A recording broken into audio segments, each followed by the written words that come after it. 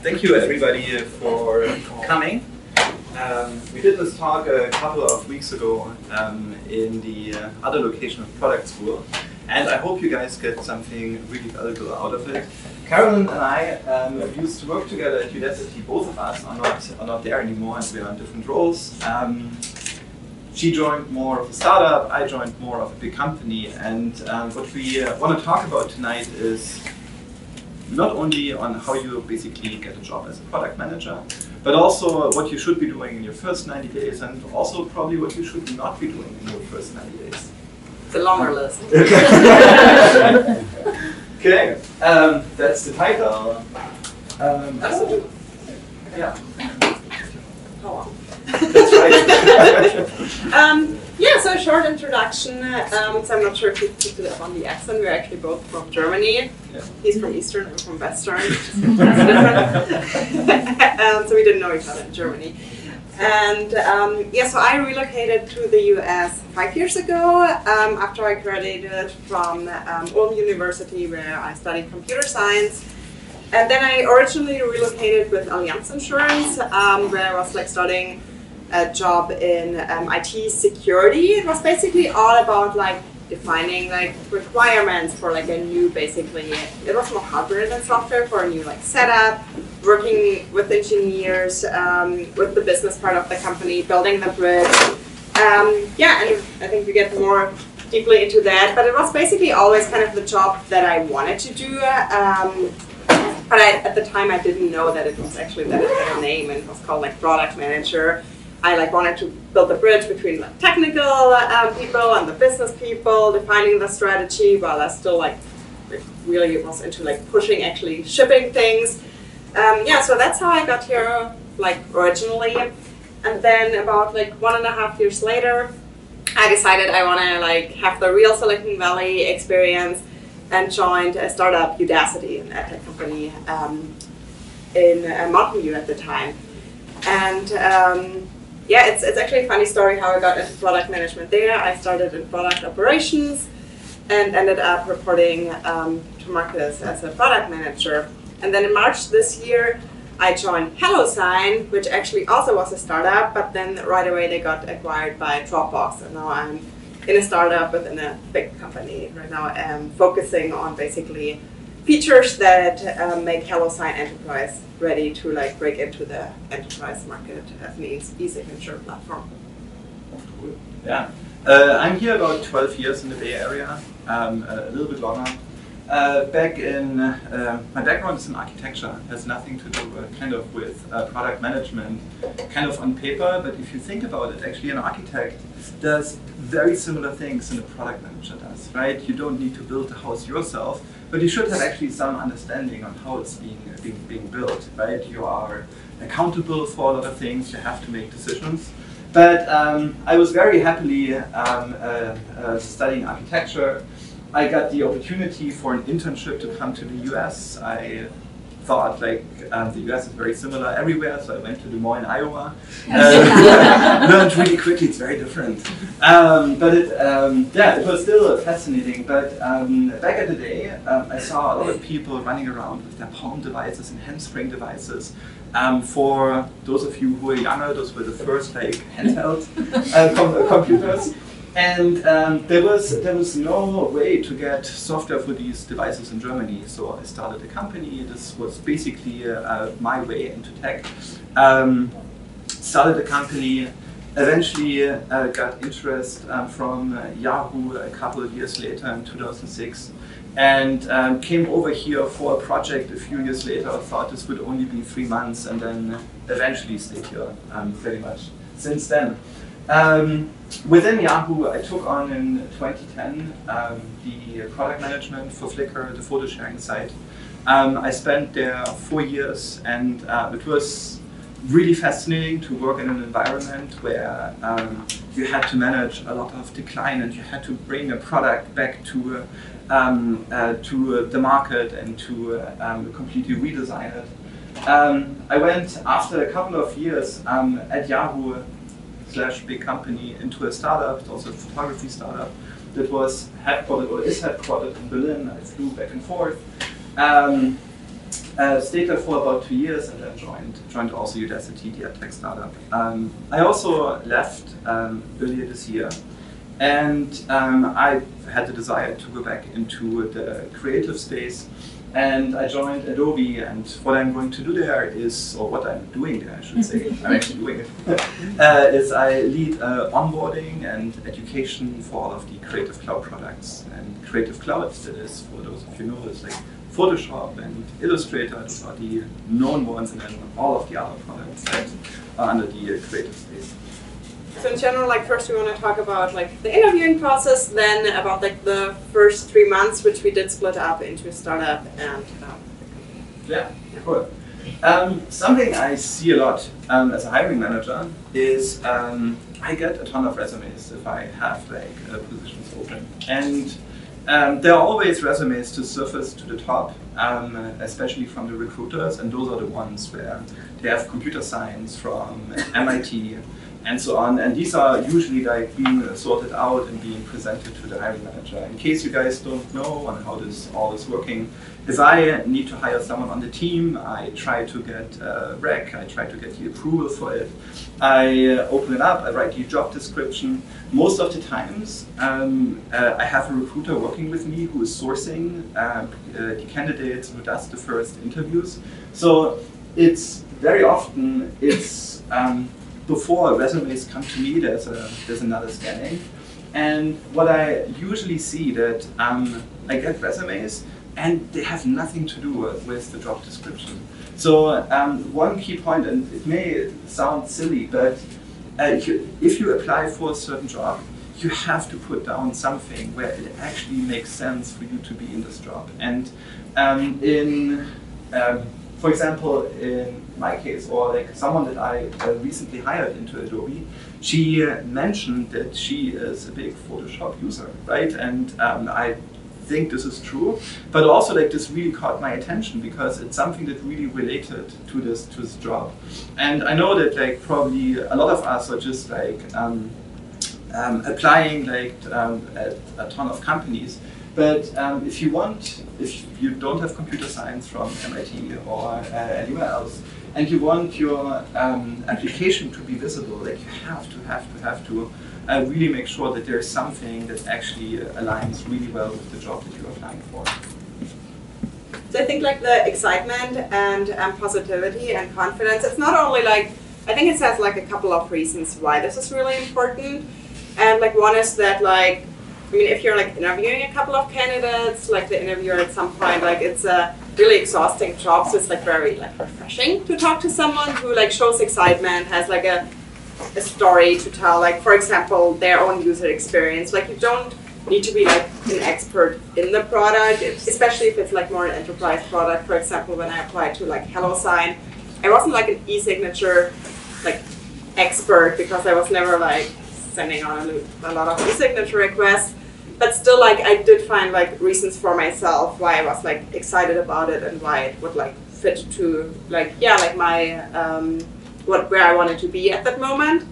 And the other reason is that it's just like a really big part of the profile of a product manager to like show how you can like basically affect other people with your energy, because you're just like you need to like bring together so many stakeholders. Like there's like the whole engineers who have their whole own personalities and vibe and their team.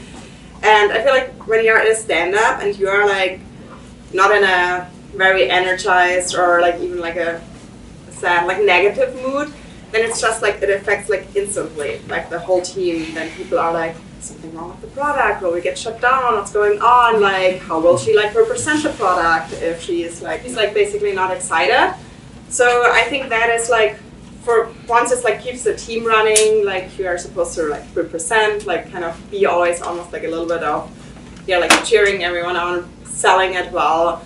And so I think that is definitely what's being looked for in an interview, especially, probably in every interview, but especially for product managers as well. Maybe to quickly add to this, as a PM, you never have the other teams reporting to you. Like potentially, like you have product managers reporting to you, but none of the engineers report to you, none of the designers, none of the marketing people, and you always have to work through influence. And if you are not energetic and positive, like you are probably going to fail to get actually other people on board on the things that you want to do.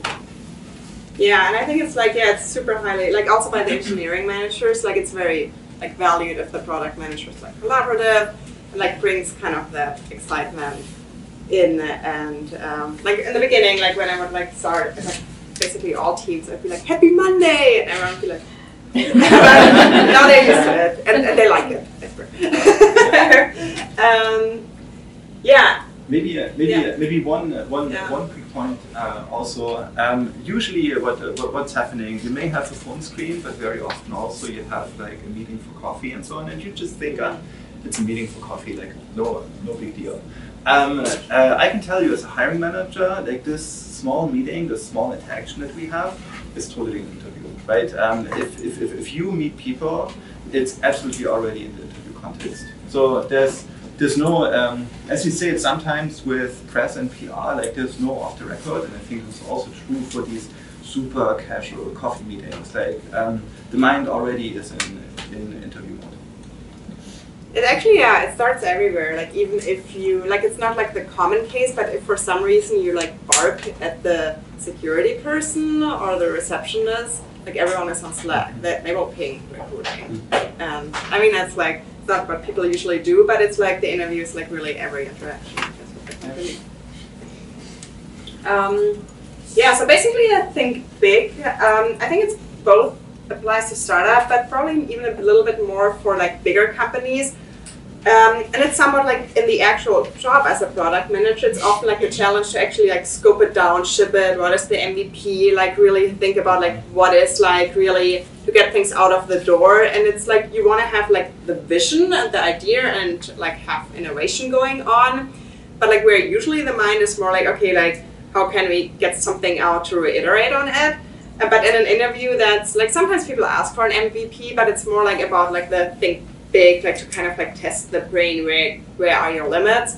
Like for example, one anecdote I have with that, when I interviewed with a bigger company, they asked me to come up with an idea that connects grandparents with their grandchildren. And I was like, I'm usually like very analytical. I was like, okay, like what can they do, what can they not do? Like both of them, like the kids can't read, the grandparents maybe also cannot read anymore because it's like they have bigger letters. So the devices need to be very intuitive, very big. So kind of I got back to like a usual like old telephone kind of thing. I was like, yeah, that kind of works. Like things need to be like you want to have maybe some like over voice thing. So I was kind of like really thinking into like what can people do and what can they not do. And what they were actually looking for was like some like AR stuff, like some robots that like would like connect the grandparents with their kids, where they could like almost babysit them for a week or something and like carry them around and feel each other.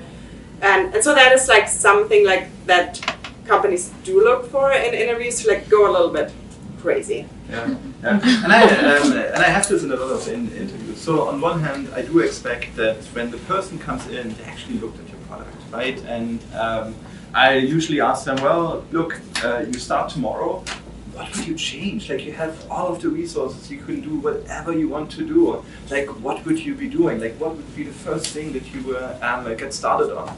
And I often then also hear like, well, you know, like this button, I would probably like remove this, or like that copy was not as great. And that's not something that like in an interview process, like I mean, you have all of the freedom, right? And so don't restrict yourself to like the tiny things that you potentially would change in the product.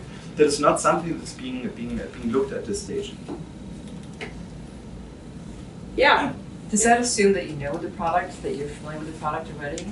So I think if it's a product that is available and you apply for this product, right, then it's absolutely assumed. And again, like in those cases where I worked, Flickr was public, people had an opinion, Udacity was public, the app was public.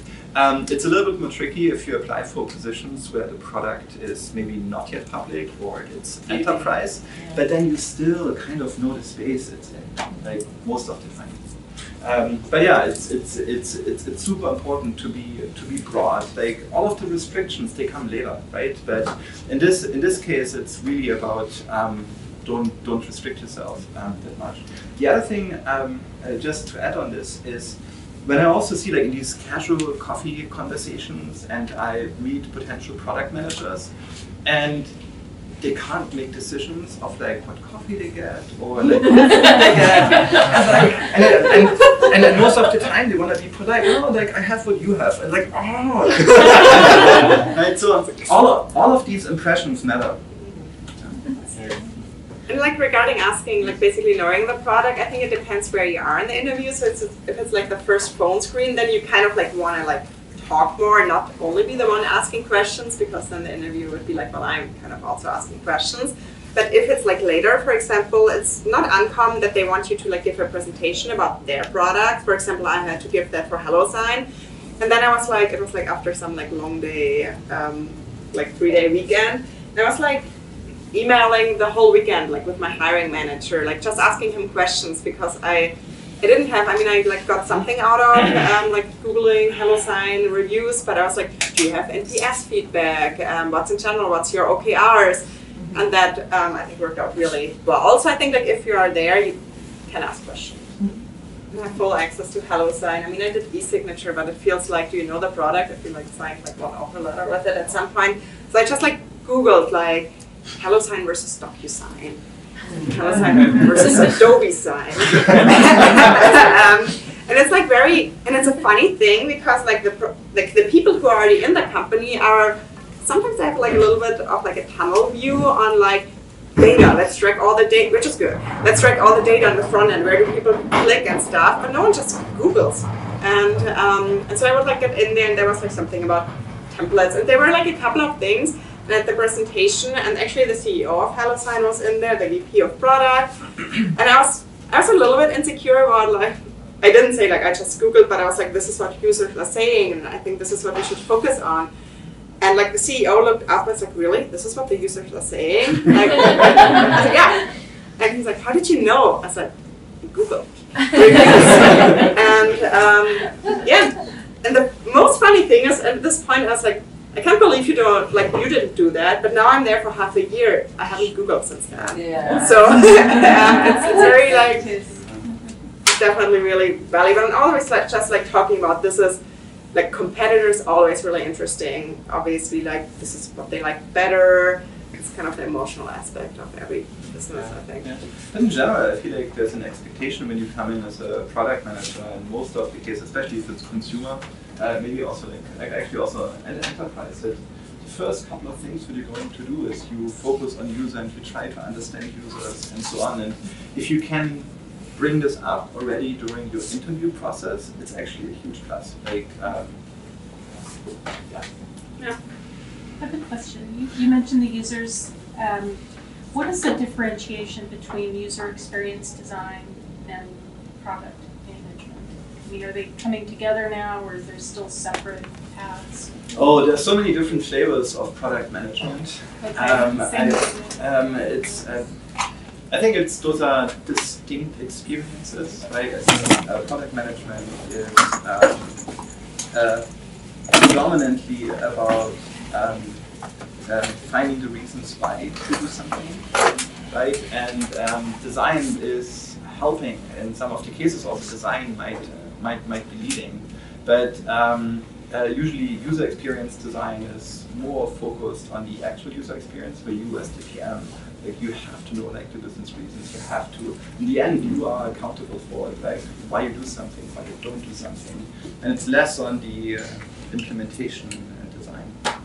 And I feel like you also make the trade-offs as the PM. So for example, when I work with my designer, like she definitely leads the user experience where we are going, but like it's kind of like then cutting down and see like what can you still actually, with what can you still live in phase one.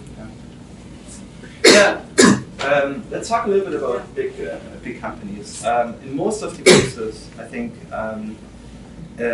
we're looking for people with experience. Right? It's I find it personally, if you want to get into a product management role, and Carolyn will talk about like another way to get into product management role, but if you really want to get into something, a product role in a large company, an established company, we usually look for folks who have experience. That doesn't mean that a hiring manager won't take chances, and I think the chances are going to increase if you really, really care for the product they are building. You can really articulate this, and maybe also if you're completely new in this area, that you can show things that you have done before, that you have a portfolio, that you maybe started to get a business off the ground, that you started to do a website, right? I feel like a lot of what product managers do is close to actually entrepreneurship, and you start something and you try to manage it from start to finish, and potentially you have successes or failures, both is fine.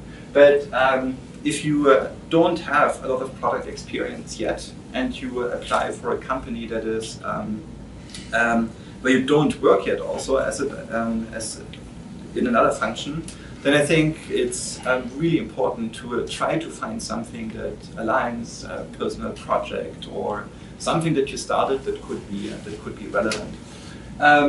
I'll talk a little bit more about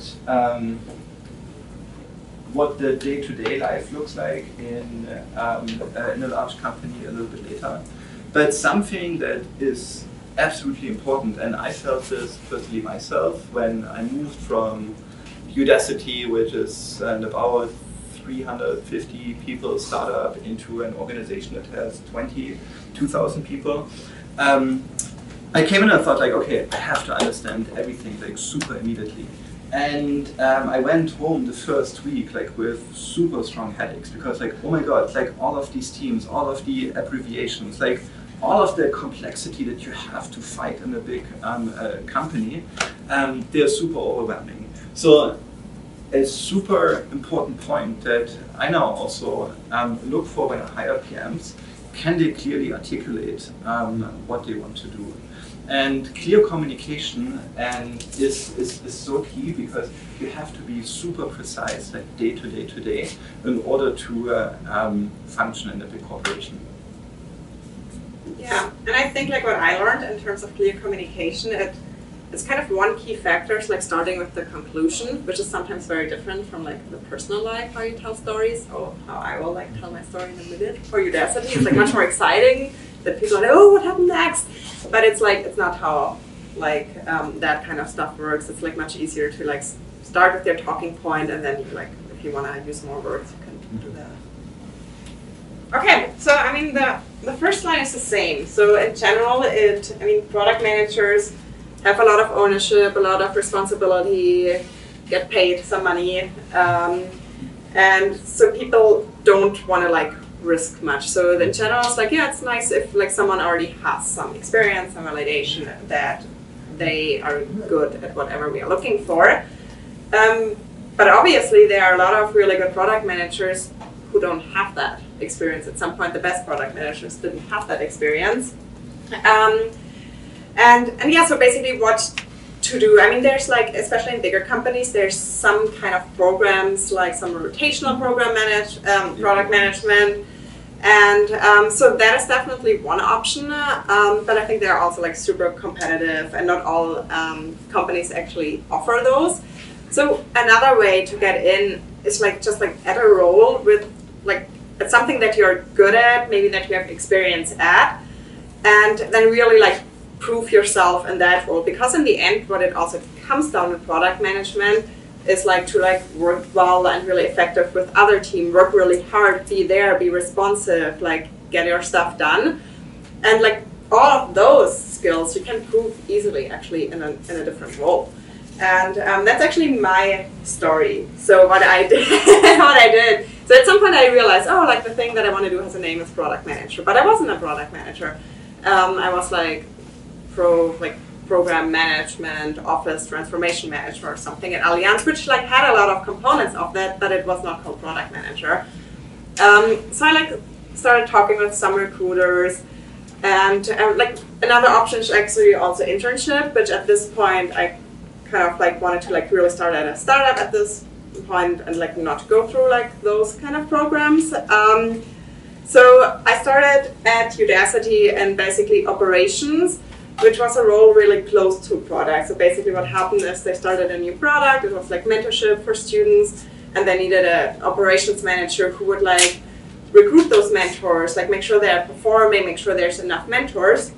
But the really great opportunity was also, since it was in so early stage, the product wasn't built on the operations side. So it was all manually. And then also at the time Udacity was growing like crazy, and it was clear that it couldn't be done manually for very long unless we wanted to hire dozens of people to do that. And so I started working with engineering to like scale the operations, but I wasn't a product manager. And so I kind of like, I started in a different role. I was going to create the opportunity, but the issue was there was actually already, like the product manager was already there. It would have been easier if there hadn't been a product manager yet, then I could have just made the case to be a product manager, but there was a product manager. But what's also really nice in startups, they leave at some point, like everyone. So it's basically, if the opportunity just like doesn't show up like that, it will happen. So it seemed like, and I had a really good relationship with that product manager, so we kind of, it was very obvious. I also had a good relationship with the engineering manager. The issue was Marcus, because he wanted to have a product manager with like a product manager with experience. And and it's just like, at some point it's just like, keep like doing, like find your position and keep doing it. So basically what happened, it's also really nice to like offer to do it in the interim, to be like, yeah, I'll do it in the interim. And then just like, this is then not the time to go on vacation or something. Like, this is to just like be there, keep like ship things, find also something to like, oh, we can ship this, we can do this, to really highly perform. And then,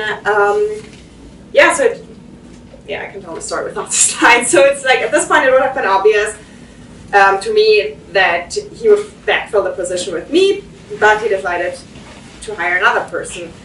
And but I still like just like basically kept doing and kept like trying to like really like basically hit. We were like being measured by OKRs, really hit the OKRs, and this is like basically really the time to like keep like also show that you don't give up. And then he created another position for the other product manager. So I think it's like, and this opportunity only, like this will never happen in a big company because there's so much processes and HR and everything.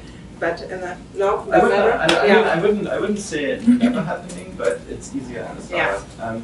In general, there's obviously there are biases, right? So like, okay, well, it's an operation person. Like, can she make the decisions? Can she be a product manager? And as Carolyn said, the risk is too high. Like as a PM, like you own fundamental decisions, right? And you feel better as a hiring manager if you get someone who has shown to be able to make those decisions. But rarely, if you get into a situation where you can step in as an interim, or you can prove yourself in this interim position, when you're called interim, it's rarely interim. It's always basically a point in time where you're going to be evaluated, if you can do it. And just the fact that you can be the interim person already is actually a lot of trust that you potentially might be do it. Otherwise, you would not get the interim position.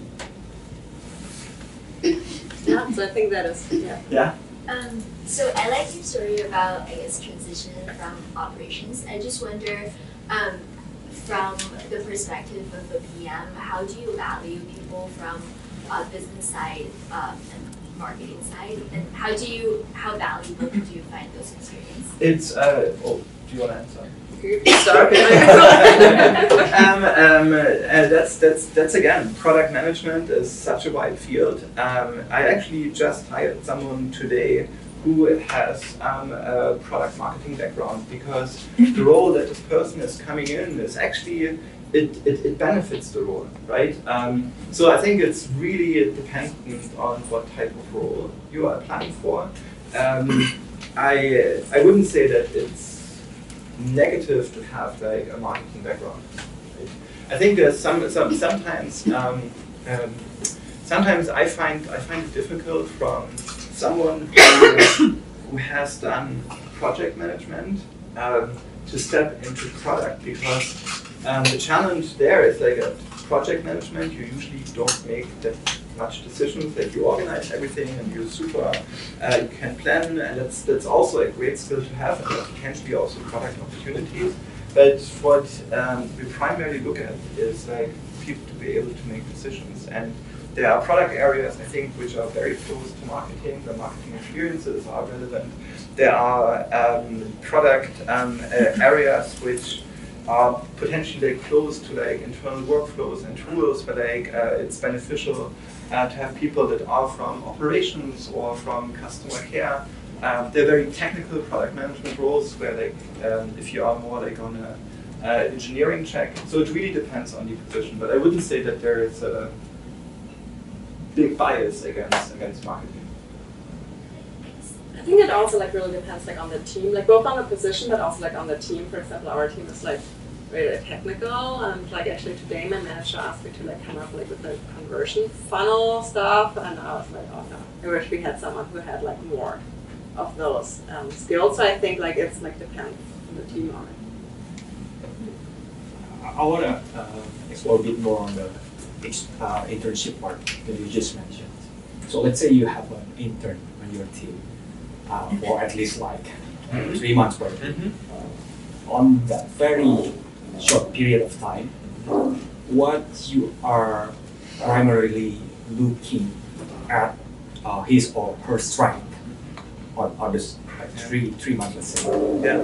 I mean, sometimes you have to make decisions in the matter of a few hours if you are on the interview process. So it's actually really nice if you have someone who is there for a few months. And what do I look at? Like I look at if this person is being able to integrate well, if they are able to understand the complexity. With having interns, it also really depends on the company. Like, what we are trying to do is giving an intern also a project which they can do pretty much from beginning to end. So you see the entire spectrum. And internship into a company is a great way to be visible and show what you potentially can. So I think what you're saying is the process is probably more important rather than the result. Is that what you're saying? Yeah, the result. I mean, even as a PM, you will have tons of projects in your life which are failing, and it's totally fine. Like you will learn. It would be, it's not possible that every project and everything that you do is gonna be like a massive success. Most of the time, it's failures, right? But I look much more like, is this person smart? Can they do stuff? Do they have the right work ethic? Do they understand the problems that we are trying to solve? Does it integrate well with the team? Do they have drive? Right? I don't expect that much decision making from an intern on the product side in the beginning or overall. But I really look like, do they have drive? Can they be a great PM? And it's not so much if like the project in the end is successful or not. Yeah. No one should complain, like really. Yeah. What's next?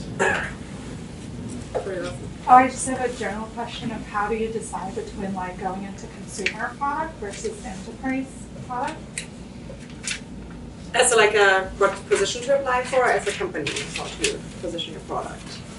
I guess position or like consider to join a company and work on like an enterprise side of the house versus a consumer.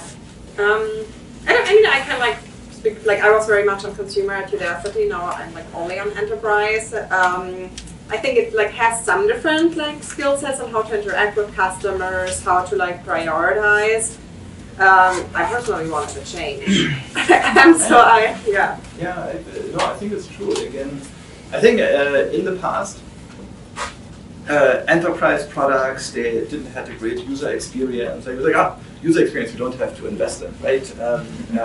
And this is all changing, I think, with products that are being used much in the enterprise space, like Slack, for example. Like they actually really excel in user experience, and that's why I don't think there's so much of a difference anymore. It's true, like you might be more connected with things like a sales team and so on, which doesn't happen maybe as much in a consumer product. Like you're more removed from that. But in general, like the challenges that you have to do as a product manager, they're fairly similar. Can I make a question? If you were starting another e-learning company, what you do different in terms of market and product they are doing?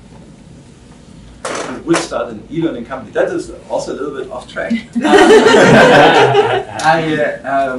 The only thing I would say, like what is happening these days is I think there's a broad democratization of teaching, right? I see like in the past there were only like a few places where you could learn.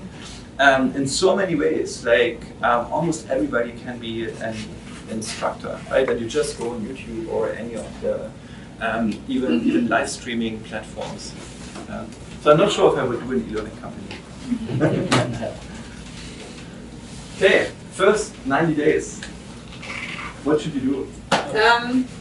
Yeah, what should you do? I mean, yeah, I do think like, and this now probably like also will show up in the what should you not do. Like to be popular, it's like for two reasons. Like first of all, like, and that's kind of implicit here, like you want to build a good relationship with your manager because happy manager, happy you. And so, and managers don't like conflicts, like in general. Like it's like they need to solve them, it's part of their skill set and people expect it. But if you're like, oh, this person is mean, or this person's like, I don't like this person, it's like not how they want to spend their time really. So kind of like to, and it will, I mean, those things sometimes come up, but I would definitely try to avoid that in the first 90 days because if it like comes, if there's an HR case in the first week that you were like harassing someone, it's not good. So it's like, and that's an extreme thing, but it's like to really like not try to like go into the conflicts, which at some point there's like some conflict potential for product managers because like it's never the case that everyone is happy. But actually in the first 90 days, since you're not really like shutting down requests yet, that is the opportunity to make everyone happy. And the other reason for that is you need to like understand like kind of the politics, who's with whom in a team, who likes who, and kind of what's going on. Who like is actually kind of more an implicit leader where everyone, if this person like, and it might not even be like the obvious like CEO, if this person like is on board then suddenly everyone is. And you really get that out of people if you like are just like really like listening a lot and if they like, yeah, like there's reasons to gain a lot of trust in the beginning. For yeah, like in the end, that's how you lead, and that's how you get information. I would even say like just the reason that you get hired is like you come with so much trust. Like everybody is excited, pretty much everybody will be excited that you are there, and like you have so much trust from folks already in the beginning, right? And that's why it's gonna be easy to be relatively popular and visible and like make connections in the company. Because yeah, you there's already an investment in the trust that you will hired. Yeah, and I think that's just like the first three are very tied together. Like listen to people, like hear like sometimes like really good opinions like for some reason didn't get heard anymore. Like really like make your own opinion, and people open up more in the beginning usually because like yeah, just like really like facilitate conversations, observe what's going on. Understand the dynamics between teams and kind of make your own picture. And what I personally found really useful is to, and it's like, it depends on the manager, but to understand who the manager works well with and who not, because it doesn't, like, you're not the mediator between the manager and someone else. So it's like, it's really useful to understand who like your manager is really close with and listens to, then it's valuable to also like work well with this person. Like those are like all the politics. That can be just like by observation, listening in the beginning. Yeah. I feel like we're going to talk about like the opposite of makes yourself useful. But if there's anything like it's your first couple of weeks, like just do it. There's a ton of work that may need to pick up, and just invest this time, work hard, because in the end, like that is what people like will form an impression about you. Yeah. Yeah, and it's actually like be like as a product manager, it's like people want to like know you, and it obviously depends on the company size. I would say like up to like 200 people, like everyone should kind of like know you in the first few weeks. Obviously, it's a really big company, then like not everyone, but like the people that you work with. And just like to really like get that kind of like, oh yeah, like that's a new product manager and I know who to like talk to and yeah, be like open and an extrovert, even if you're an introvert. I think that's kind of the thing the first few weeks. Well, Oh yeah, the don'ts. I guess we talked about them a little bit. Yeah, like complaining is like, if people like start complaining about you, the first 90 days, that's just like not a good position to be in yet. At some point, people will, and at some point it's expected from a product manager. Like for example, now that I'm there a couple of months, if like someone goes to a manager and is like, oh, I wanted this feature, and she like didn't get it in, then he like now that he trusts me, he will be like, good, because we need to prioritize ruthlessly. Like he will like, if like, yeah, like at some point it's expected that people complain, but not in the beginning. Like I think that's kind of really important. Yeah. No, I mean it's and it might not be so much the case because you may not make that many decisions in the beginning. But the tough situation with the PM is you have to make hard choices most of the time, even, right? And you can't serve everybody. So there will be situations where there are escalations around your decisions that you still have to stand up against and so forth. And I feel like that's also overall a very critical thing about product management. Like, if you made the decision, like try to stick with it, right? And because even you're being taught, oh, we can't do this, like still push for this to happen, because in the end, you will be accountable for it, right? Feel also like sometimes when even your manager tells you to do something which you really think like it's wrong, seek the possibility or the discussion like to do what you think is right. Because even if you listen and you take on like the thing, it's like, well, my manager told me, you're still in the end the one who is responsible for what's being produced and shipped and what's getting results. I just wanted to clarify when you're saying decision making and choices. You're talking more specifically around like feature prioritization, or can be feature again, like it depends on the role that you're running, right? It can be feature prioritization. It most likely is, right, because you always have a limited amount of people, right, and you have to route it. So what are you going to do? Are you doing A or doing B? Like where? And at the end of the quarter, you look at like, okay, well, did I hit my goals? And again, like I've seen, or I've been in these situations where on both sides basically were like, well, especially in the beginning, it's like, well, my manager tells me, but I think it's wrong, but I still anyway do it. It's usually not good, right? Especially in the end, like you can't say that, like, well, but you told me. So always like if you feel very strong, like a good tactic that I found, maybe that's some good advice to give along the way. We had with an executive years and years ago all of these reviews, and you come out of these reviews, and the executive said like, well, I want you to do these and these and these changes. Like, oh, okay, well, this sounds not good. So what we did in the end is we did two things. We came back to the executive in another product review, and it's like, here's what you asked us to do, here's what we think we should be doing, right? And it usually worked out in the way that's like, the person really then saw also the value of like what we are providing to, but sometimes in these product reviews, which are like very often like very stressful, you feel under the gun, you have to perform, you have very little time to put your words in. You won't be able to argue as much, and most of the time it's actually beneficial to come back and show what's being asked for and show what you think we should be doing. Yes. Can you speak a little bit more about decision making? And I'm tying into what you just said.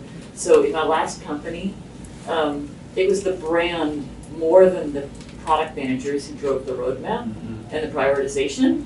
And the product managers were more visionaries to present ideas and potential long-term features, and to help execute to be the interface with the technical teams. But it sounds like my company may have been doing it a little bit different than typical. Can you? I think it depends very much at the company culture. I've been in places where, almost sometimes within the company, there are many different cultures, right? One team maybe has like 8 PMs and 2 engineers, and you wonder like, well, you can't do slides all the time. Like, who's going to do the work? In other companies, like the healthy ratio, what I think also is about like 1 PM to like probably 8 to 10 engineers. However, I think it depends really much on the culture. Personally, I do try to find people and hire people. I think vision and all of the stuff, of course, it has to get done, and but it's more like the easy stuff. All of the really hard stuff is actually to break down a massive vision potentially, and break this down into chunks and then really execute against it. I'm not sure how much you can do there. Like, if the company is being set up in a way that like the PMs are only there to do vision and eventually drive something, and everything is being driven by another department, I think you as an individual have potentially like very little ways to change it. You can always argue with data, you can always argue with user stories, you can always argue with user research. I think if it's a user-focused company, which I think, or I hope it is, then usually like bringing the voices of users, arguing with data, and you can bend data if you have to in certain ways. Then I believe that's a shot that you have, but you won't potentially be able to change an entire culture. Okay, but it is more common for the PMs to drive that. Yeah, and I would like start at a company that I think it's like a battle of the VPs. So like I would want to have a strong VP, and if marketing thinks they need to drive, then I want my VP to shut it down. So I feel like it's like that is on a VP level, and you have almost no chance to change that. Unless you're the VP. Yes.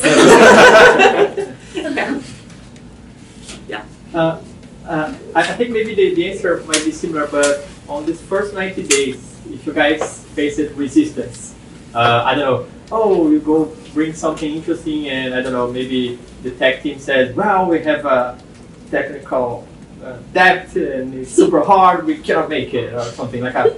Would you be more flexible in this first 90 days to get some trade-off or not?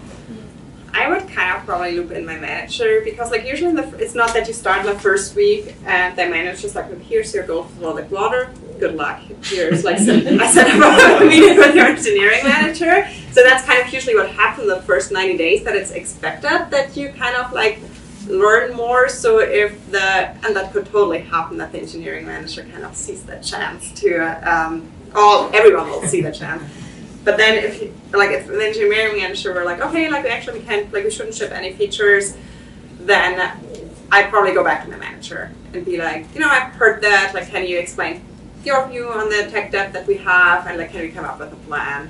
I think that's the first 90 days to address. But definitely in that meeting, I wouldn't be like, yeah, but that's not how I get rated on your tech debt. Good luck with that. I would be like, oh yeah, wow. Yeah, and I think that those are like more like regarding opportunities, like the first 90 days. In a startup, it's like, and that also like referred to one point that we just had, and like make yourself useful. And in a startup, it's just like be helpful, like get your hands dirty, and never ever feel above any work. But don't be like, but I'm a PM now, like I'm not like going to respond to a customer, like we're support. Like that's definitely not the place to do that. And if it's even useful to like kind of be operational, understand the customers, the experience that they are having, the experience that the stakeholders team are having. Like if we have the opportunity, sit in on a sales call, if it's more an enterprise company, if it's more a consumer company, be like, can I get a Zendesk or whatever they use account for CRM, and respond to customers, because the team will love that. And it's just so valuable to see how actually customers talk. And then, and we will go probably also over that in a minute, it's so nice to say, like in meetings, if you like don't have any idea what's going on, to be like, well, a customer said, because everyone will listen to what a customer said. And in general. This was something that my previous manager of mine gave me. Like as a PM, like you have to, like those were his exact words. You have to feel the pain of the user, and you don't get any better point of view of the pain of the user if you actually go into Zendesk, read support tickets, sit next to a customer care agent, and you listen to calls, you read chat protocols, and it's like people are like so angry and frustrated and sad about the product, and like, but in the end, like it's now your product, like you are there to solve it, and it's a really important guiding principle to really always think about the pain of the user that they are having with your product, and you can fix it, right? Yeah. Sometimes they're really enthusiastic too. They love your product. Absolutely. That's what I thought. Yeah. Absolutely. That's another interesting thing. Yeah. Especially at user conferences, Right. Usually developer like conferences. yeah, it's more like an interviews, but like often the customers don't make the offer to like send an email to support ad. It's like, hey, I just wanted to say it's good. Yeah. It seems like there are so many metrics to track. Like how easy is it to get the hang of like each and every piece of information in the first 90 days? And is there like a centralized place to actually track all this data, or is it just like spread all over? I've never been at a place where it's so centralized. And regardless if it's a small company or a large company, like every company I've also like seen or heard about, it's like, oh no, like we wish we had that better data. Yeah.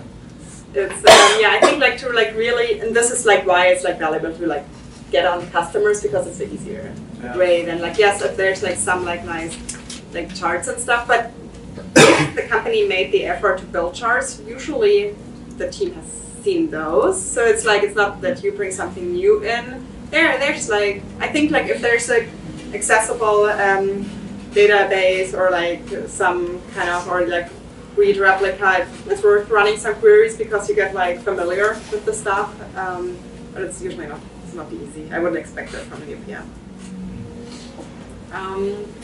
Yeah, so I guess like just in general to like summarize all of that in a startup, there's opportunities to just like really like own stuff, drive stuff really quickly. For example, actually when I started at HelloSign, like I wanted to understand like what is the biggest pain points of the customers. We had like, I don't know, like a list of features that I was curious how would the customers prioritize it.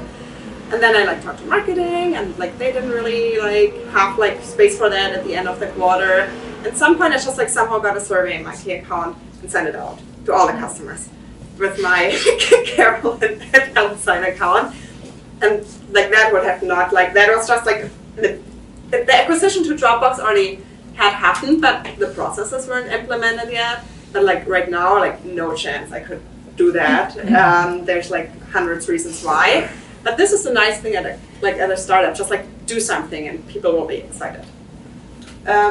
Oh yeah, so before we jump into the big companies, that's also a little bit more startup related, but that's just something that like I really learned in the last couple of years. There's sometimes like don't come up in the shiny stuff, so it's like how to deal with like difficult things like territory battles, and they could like come both ways, and I've actually experienced them both ways. Like you start somewhere and there's already a product manager, and in a startup it's often they create a new position.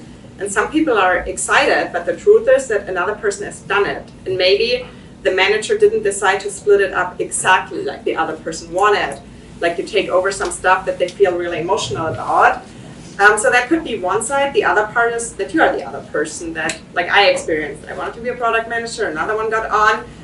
So it's like often like kind of growing, like everyone is like, oh, we need more people. But if they come, especially the decision makers, product managers, then it's difficult to kind of split it up. I think in general, it's probably going to happen. And like, I would definitely not directly like complain to the manager and be like, oh, this person like steps on my feet and is not really like onboarding me as they're supposed to be. Like this is like really kind of also an opportunity to kind of like show that you can like figure it out. And then, yeah, my experience is like worth like really like stand your point. Don't be like, yeah, don't like back off, but also like be collaborative. No, like, and sometimes just like I once just like call it out and be like, okay, like this is like what I'm supposed to do. I want to be successful. Like, what are like your goals here? Like, how can we work together? And that often, especially, I feel like that's actually another point, as like a woman, like sometimes help to just like speak up, because then the guy's like, so it's just like, sometimes it just needs to be spoken out loudly, and then it's there, and then it's clear. Then maybe the other person will like say something that you don't know, like, actually I wanted to have that role. And then it could even go to a point where you're like, well, I don't really care if I have this product or this, and you go together to the manager. It's like, hey, there's something that like doesn't really make sense. So I think like the key is to like avoid in the beginning the unless like something really, really horrible is going on. But in general, try to avoid the escalation and speak to the person. But like not in a defensive way. Just be like, hey, this is what I'm supposed to do. That's what I want to do. What is your job? So basically, like that works, I guess. Anything specific to the last point? Because I think like we have lots of women here in the audience. Yeah, that was like one point actually. Yeah. But in general, I think it is it's difficult. Like there's a lot of meetings, especially in like tech companies where I am the only woman, and I think the key is to not get annoyed. To like, there's a lot of like mansplaining going on. Like I think what you were trying to say. But it's in the end it's like, and then and then it's like funny. You get like if you have like a partner at home, you get home, it's like oh, mansplained. Then it's like, well, this is what they're saying that. And so it's like frustrating. And but it's like I think there's like something to learn in communication. If your communication, and that's something that I'm working on, like is really on point, then it's more difficult to be like if you're just like boom, this is it, and everyone's like, oh wow, that was a really good argument, then it's much more difficult to kind of summarize you, to kind of, that's the key of like starting with the conclusion. But then the next thing is taking up space. Like it's not only about like starting with the conclusion and be done, but then it's like talk for a little bit and see what the ratio is, what like the other people, like how long they talk. And so I think that's just like to kind of read the room, see if people want to be chatty. And what the opportunity is with women is that most companies actually have some like women lunch, women mentorship, and that's really great. And it's like something that actually men don't have, which is almost sad, because if you imagine like a guy's lunch, a guy's mentorship, it's like they can't really do that today. So it's, and this is like an opportunity where, for example, I talked with like we just got a new VP of HR at Dropbox. And like not many people had a one-on-one conversation with her. She's super busy, but she hosted a women's lunch, so I got like to talk for her like for quite a good amount of time. So definitely like take advantage of that and keep going. Yeah. Cool. Yeah. Last slide. First 90 days in a big corporation. I mentioned before, it's like everything is like super complex and complicated. Huge teams in all of different geos. There's a platform for everything that like needs to somehow work together. And you need to have someone who guides you, right? If you have a good manager, maybe they already prepared the list, they found you an onboarding buddy. But in general, if you don't have it, I would ask for it. And this will help you just to really understand like the dynamics, the different teams, and everything much better. Big companies are, I feel like in startups, it's so much about your pace, about maybe like some of the results that you are delivering, about like the hours that you will stay in and you demonstrate like really hard work. Big companies run on a reputation, right? And so you have to build, like you won't get anything done if you don't have built the right relationships. And I think this is true for every level in product management, and especially product management. It's definitely true also for more leadership positions. I would say like probably as an entry level or mid-level PM, in a big company you're not really exposed to territory levels, because we have our process. We only basically open up a requisition or a position if there is a need. It's really defined of what this person is going to do. All of like kind of like the territory movements, they are more on the top, potentially like the VP or director and above level. But it's super important to find relationships and really to start to build your reputation. A lot of that is like about the reports that you do, about like the wins that you can put together in a quarter, and so on. When I joined Adobe earlier this year, it's like, okay, I'm new, I have this position, I have 90 days and I need to change something. If I remember like coming to Udacity, I was like, oh, I have 90 days, and within 90 days we started a redesign of the entire website. We launched it, we had a new branding out. We started to develop like a new classroom, because like you had to, like as a leader coming in, like you had to demonstrate that you can move quickly.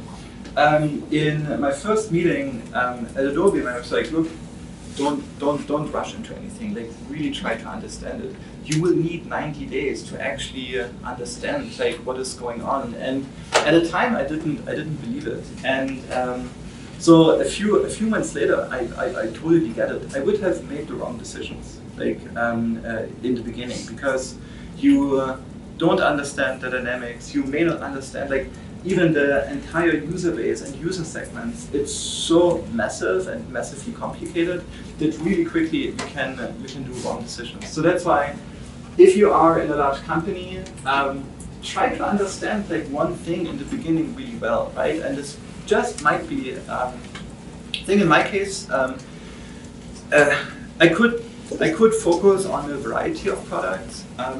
In the beginning, I only focused on one product and really tried to understand their user base and the problems and their business like really well. It would have been a disaster like trying to understand the entire organization and the product suite just in the first like 30 or 60 days. And yeah, last but not least, what you have to do in a large, complex organization, you have to be precise in what you're saying and what you're wanting. I feel like often in a startup, I feel like almost on the surface, it's like, hey, we are one family and everything. And in a large company, it is way more professional, right? The way on how you articulate yourself, on how you present, on how, in the end, this might be Adobe specific as a more design-driven company, but the slides that you have and so on. And there's such a different level of, not sure if professionalism is the word, but of an expected professionalism that you don't have as much in a startup. You guys are nodding. We are way over time. So yeah, that's we're still here for some Q&A, but this kind of concludes the talk. I have one question. Yes. You brought up product managers in that role to be looking for experience. Architect. We'd love to hear your story on how you got in. How did you adjust your resume, I guess, to position yourself? Yeah, I co-founded the company. So I was an architectural student. Also back in the day, it was, I won't say the year. Like, I don't think product management was a function there. And I started a software company. I coded some HTML and sort of like crazy back then. And started to create the business. And that was one of the first businesses in Germany that focused on mobile devices.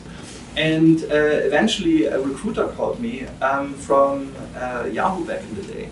That was already then 2006. And if I would not have had the experience of, and I taught like the level of coding that I can perform, it's worse now. Back then, like I taught it myself. But the only way I could show what I did was I had this personal project, and I started this thing which validated me as a product manager. And we were briefly chatting about product managers and their skills before we started to talk. And I think this again, like over and over. What you have to demonstrate, and I think also what you have to do in most of the day. I think a lot of people think about product management, oh, we do like strategy and we do vision and so on, and almost regardless in which level you are, it's a lot of like decision making, it's a lot of organizing, but predominantly you have to have the ability and the personal skill to make decisions. Do you like startup or big company? What's your preference? It always swings. Yeah. Right? Always what you don't have. Yeah, it's always what you Can I make a last question? Of course, yeah. How do you compare the e-learning market between United States and Latin America? Because I come from Brazil and I work with education, and I want to know what are Udacity thinking about that. It's hard. Again, like we're not working there anymore, so it's a little difficult to say like or to speak and like for that company. I think in general, everything like Brazil is an emerging market. I'd rather say this from the perspective of Adobe these days. It's one of the fastest growing markets in tech, and I don't think that e-learning is different than other areas in tech where they're like really growing, and especially in emerging countries like Brazil, if I think you can still say like India is it's actually a really solid market by now, but where there's a lot of people that try to get into tech. Those are fantastic places for these professional e-learning companies to flourish. I think it's worth like focusing on it. Like one challenge that you face if you're like a company that is Silicon Valley founded and first like focuses on the US, especially if you offer like services with like high operating costs, like you pay like reviewers and mentors and all of that, and then suddenly they come from the US, and then you want to offer it to a country where people might have less budget, then you have those like those mentors here who need to get paid a lot because they live in San Francisco, the students are in Brazil, like how will that ever work? And so I think that is something if you're like, I think it's worth like really focusing on the market as an edtech company. Yeah, and Brazil is a little bit of a hard work because there are areas there where users speak still like a sufficient level of English where you don't have to localize everything. Brazil is one of the markets where you kind of have to provide localized customer support, a localized interface, and so on. But yeah, it's a good thing to do. Yeah, you haven't. Yes, yeah, thank you. So actually I have a very practical question. So you mentioned a lot of things you can now do in the first 90 days. Suppose for example, I have already done those things. So